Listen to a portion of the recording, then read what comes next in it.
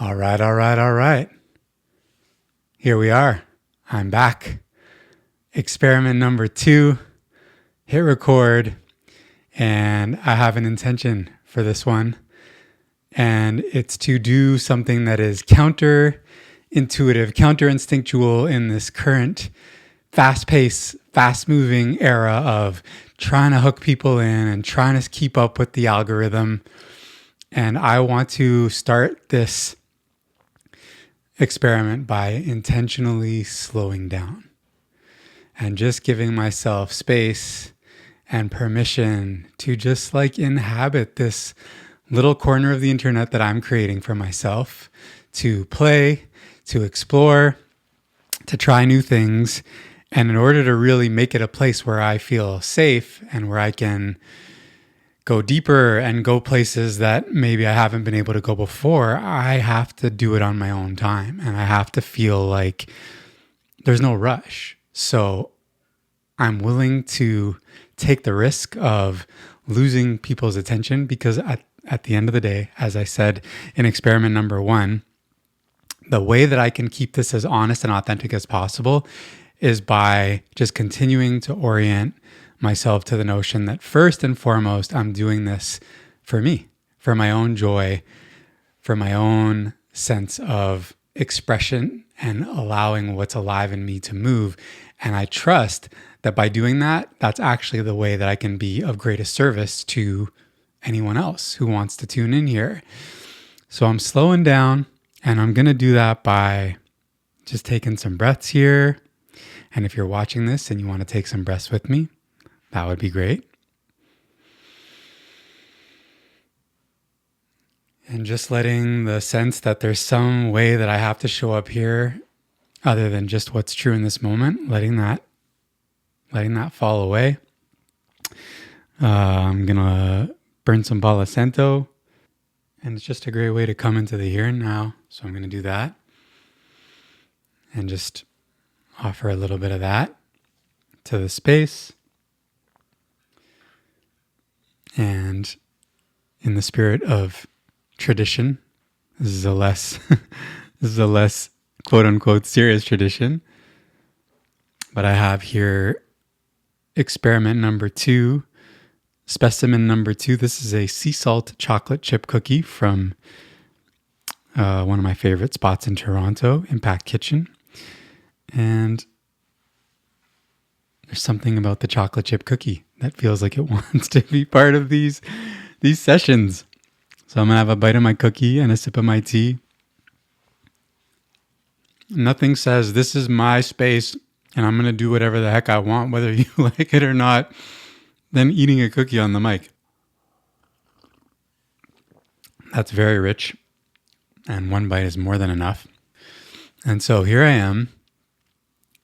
I'm just getting back to my quiet nature abode in Northern Ontario after a little pop into the city of Toronto to gather with my family in celebration of Easter. It's the Orthodox Easter, and that's my lineage, that's my ancestry. That's the church that I grew up in. And we celebrated Easter with a massive family gathering, and it was really beautiful.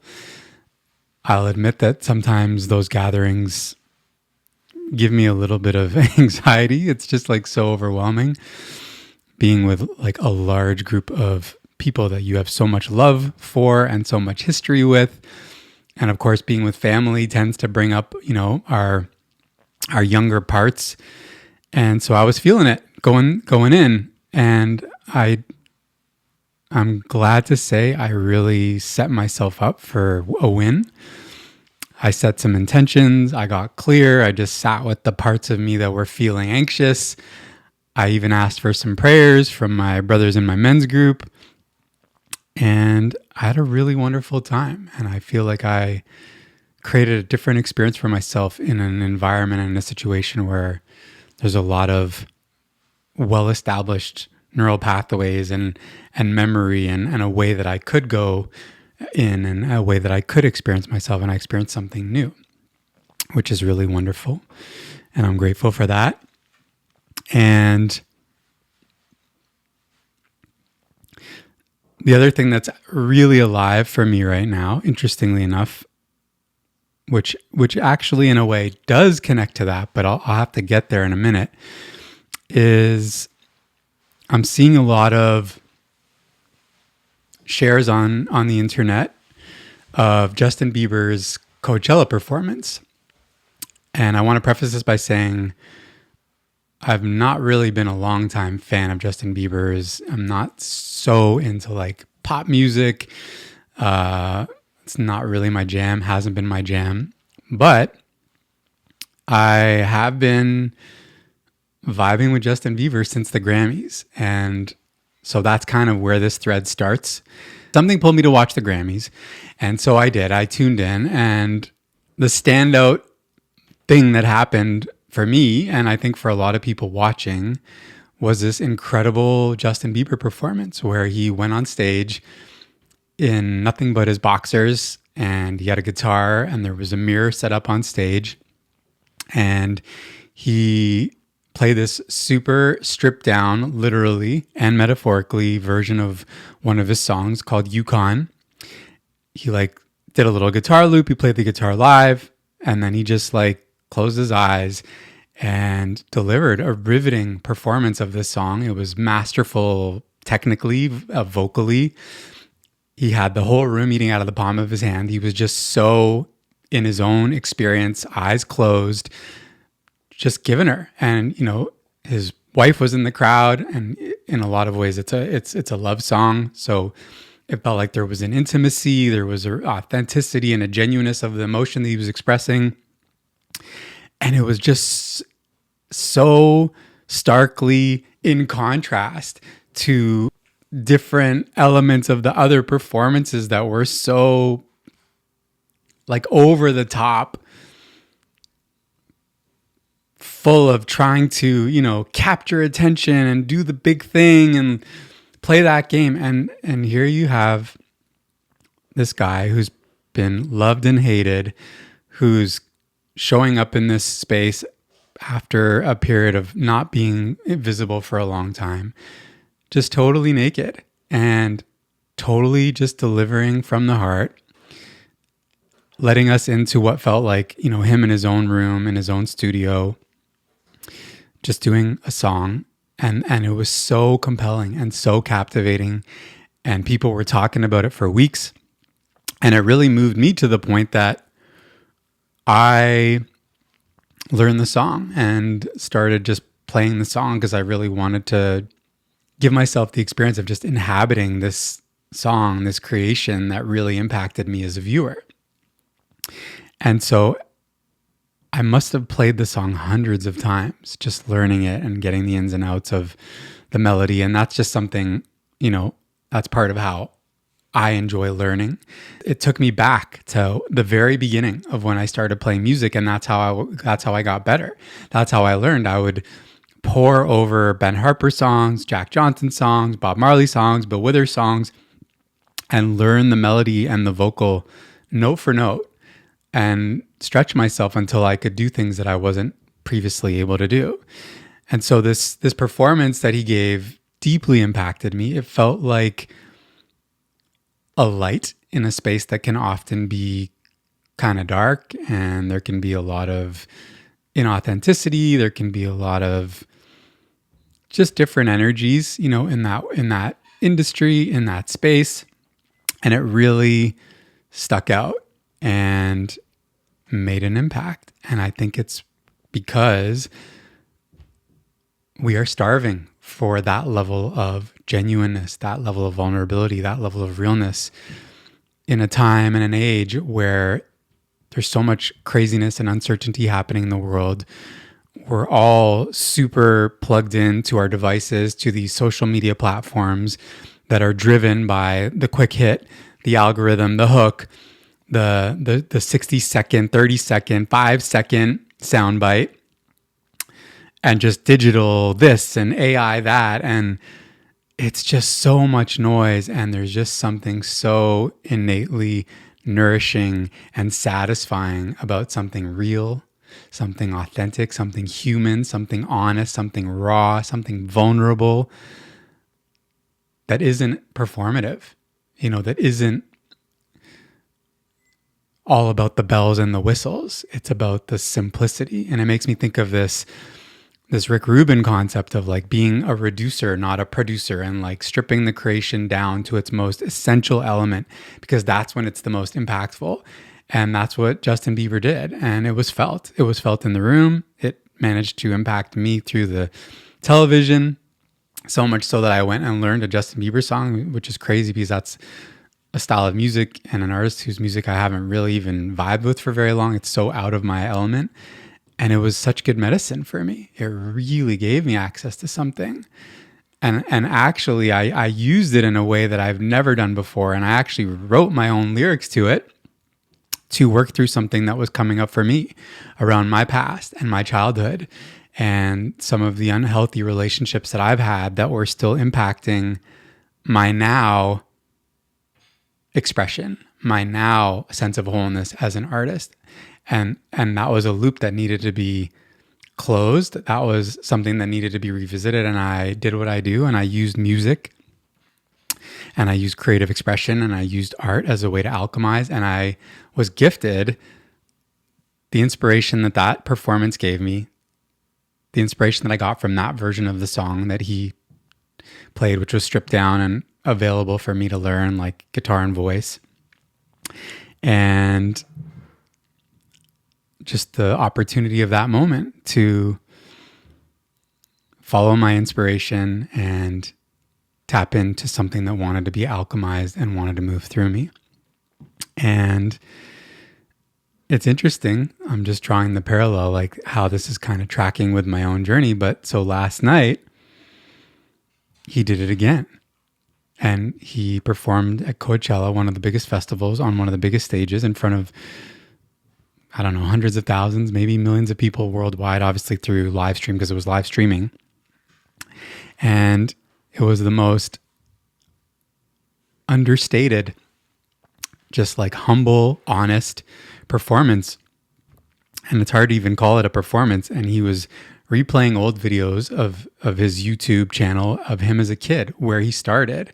And he was just so like being with everyone who was watching as if they were getting a chance to just be in his living room. He was like on YouTube pulling up these videos. The Wi-Fi was slow and there was no urgency. There was no like, I have to get this right. I have to keep their attention. There was like really the embodiment and the emanation of somebody who's just gone through so much shit and been through the ringer that at this point, by God's grace, through his own resilience and courage to have gone through what he went through and to get to where he is now, he just felt so comfortable in his own skin. And that is so infectious and magnetic.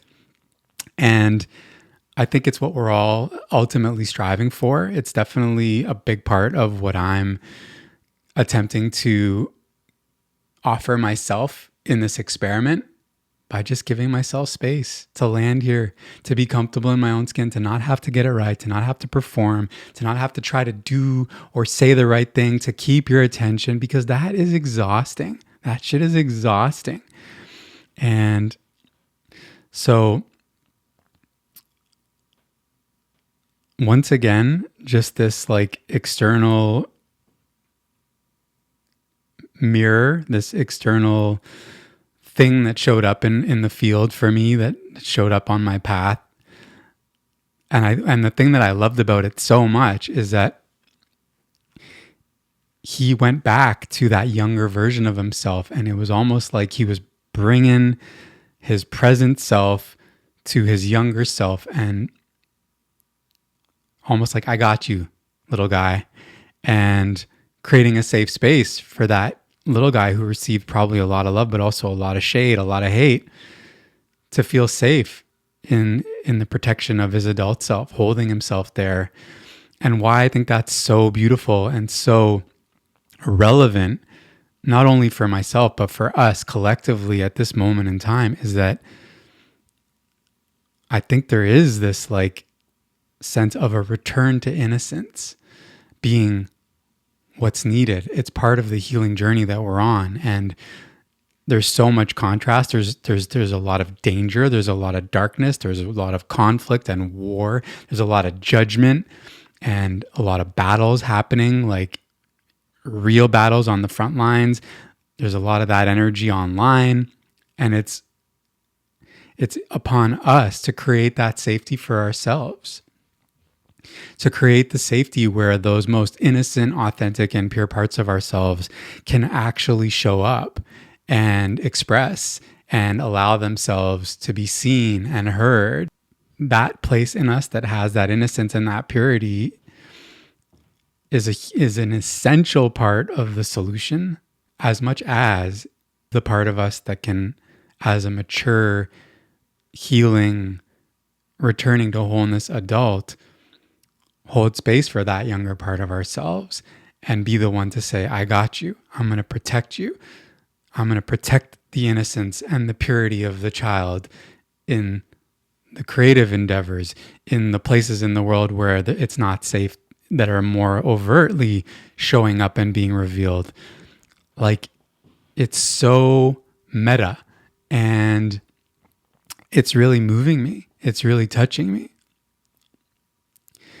And the last piece that I'll share is that one more thing that Justin did during his performance at Coachella is that he sang a worship song. He sang a worship song, and he's been unequivocally vocal about his relationship with Jesus and how that's a huge part of his healing journey. And to do that in that environment, on that stage, just feels like the ultimate flex of just like, I'm doing what feels authentic and true to me. I'm probably going to get some hate for it. Some people may not like it. Some people may not agree with it. And I have that connection too. And it's something that I haven't felt safe enough to really talk about publicly. And when I say that connection, I mean a connection to Jesus. It's part of my faith. And I've always been someone that's so oriented towards unification, bringing people together. What do we have in common? And I can also see that has somehow at sometimes in me expressed in a way where I haven't been willing to just authentically own what's true for me because I didn't want to alienate anyone. And it used to be not saying the word God and using the word universe, but that's not really what I resonate with. And so, I reclaimed the permission to say the word God and talk about God because that's a huge, huge part of me and my path and why I do what I do and what inspires me and what my orientation is towards on a daily basis, what I'm devoted to. And in order to really show up authentically and honor not only myself, but my path, my lineage, and the people that I'm speaking with in a way that feels over the edge enough that I'm being courageous and I'm taking a risk, and slow enough that I'm not abandoning the younger part of me that it's scary for. And I think that's the line, that's the razor's edge that we get to toe if we're committed to continuing to grow and evolve and show up new and show up real and not re-traumatize ourselves and actually create a healing experience where we're showing up ever more embodied and we're expanding and leaning into edges, but not in a way that compromises our sense of safety and well-being. So shout out to those of us doing the work to heal in this now moment of our lives and our timeline so that we can create safety for the inner child within us and within those that we're in relationship to, and for the children of the world and for our collective as a whole. Because I really think that is the most powerful way that we can move forward collectively as a society, as humanity in this moment in history. All right. Thanks for tuning in. That's experiment number 2. Much love. Peace.